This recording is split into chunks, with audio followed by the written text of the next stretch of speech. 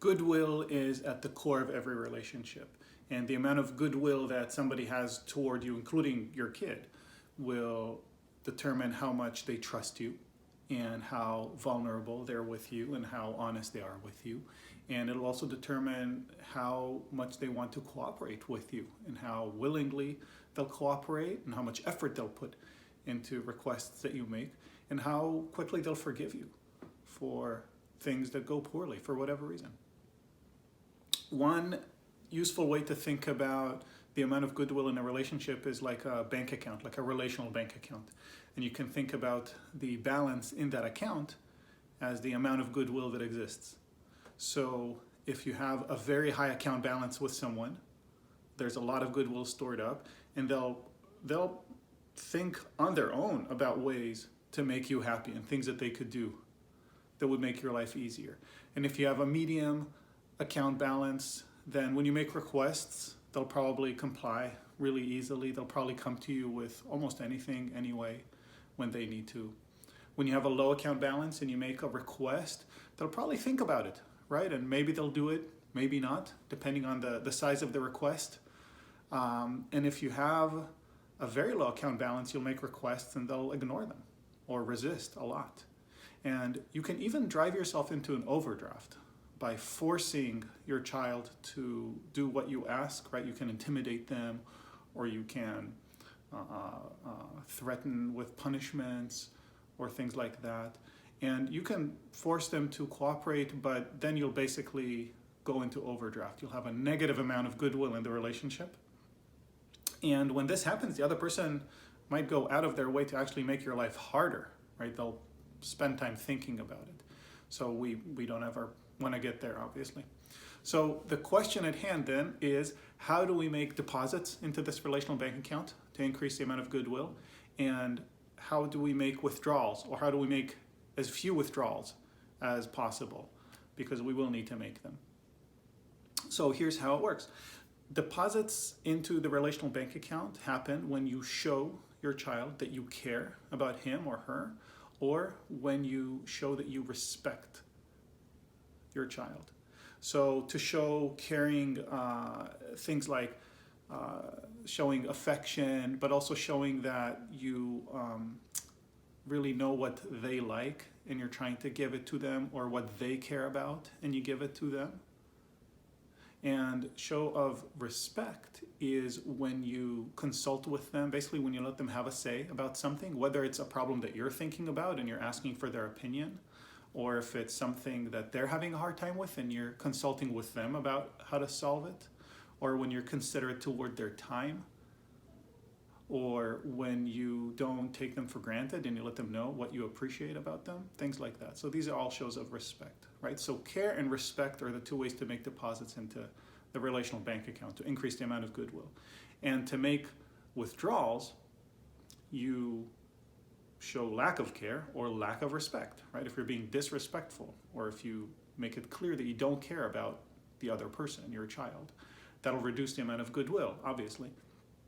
The other way that you make withdrawals is when you ask the other person to inconvenience themselves on your behalf, which will happen. This is how relationships work. We do things for one another that we wouldn't do if the other person didn't exist, right? So inconveniencing is part of a relationship. It's fine.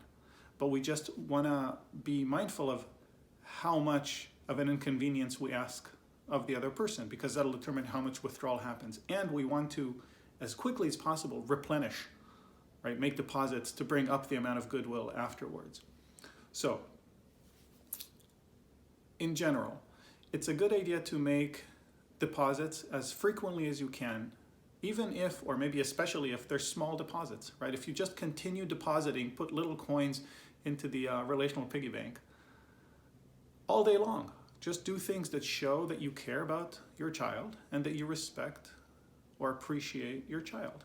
Just get into the habit of doing these things, and you'll always be keeping a high account balance, so that when you need to make withdrawals, the balance is there. There's not like, oh, we're considering your application, we'll get back to you. It's, of course, you have enough. You have a huge amount of credit with us. We'll do whatever you ask. Similarly, when you make withdrawals, you want to make them as small as possible, right? So first of all, just think when you're about to ask your child or anyone to do something for you that they wouldn't do naturally, ask yourself, is this necessary? And ask yourself, how much credit do I have right now in this relationship, right? Can this relationship tolerate this request, or is this something that I'll maybe postpone for next week, and this week I'll only do this other thing, right? If you're building on slowly improving behavior about something or becoming more helpful for you, for example. So the timing really matters, and it's a good idea to consider how much goodwill balance the relationship has right now for you to draw on. When you do ask for the other person to do something for you, for your kid to do something to help you out, for example, make the request as small as possible, right? No bigger than it needs to be. And an easy way to do that is to make the request with respect and with care, right? As opposed to just being very top-down militaristic, which is not a great way to show respect, right? So even the way that you make a request can have big implications in terms of the relational bank account. One example is, let's say that you're about to go out someplace, right? You want to all go on a family outing of some sort, and your kid is a little late. You agreed that you'll get out at 3, and now it's 3:10, and your kid is coming out of the room. So you could say, this is terrible, we're all waiting here for you, this is super disrespectful, come on, let's go already, and next time be on time. So you made a request, right, to be on time, but it wasn't especially respectful, and it wasn't especially caring. You could do the exact same thing when your kid shows up. You could say, oh, it's 10 past, let's go. Next time I'd love for you to come on time so we can all have more time as a family, okay? Because we do have to stop at 4. I have to get back to other things, right? So I'm glad you came. Let's go. It's such a nicer way. It still sends the message, but it shows it with care and respect. It can even become a deposit if you do it well enough. Okay, so when you make withdrawals, think, is this the right time? Think, do I have enough credit, or am I asking for something that's too big? Think, how do I do it with care and with respect so that this is the smallest possible withdrawal? And then ask yourself, how do I replenish the account? So you might, if you made a request for a change in behavior, you might look for your child doing it so you can thank them quickly, right? Or praise them when they do something well. That's a great way to replenish the account. And in general, like I was saying before, just throughout the day, you want to be doing small acts of kindness, right? You want to show that you care and want to show that you respect.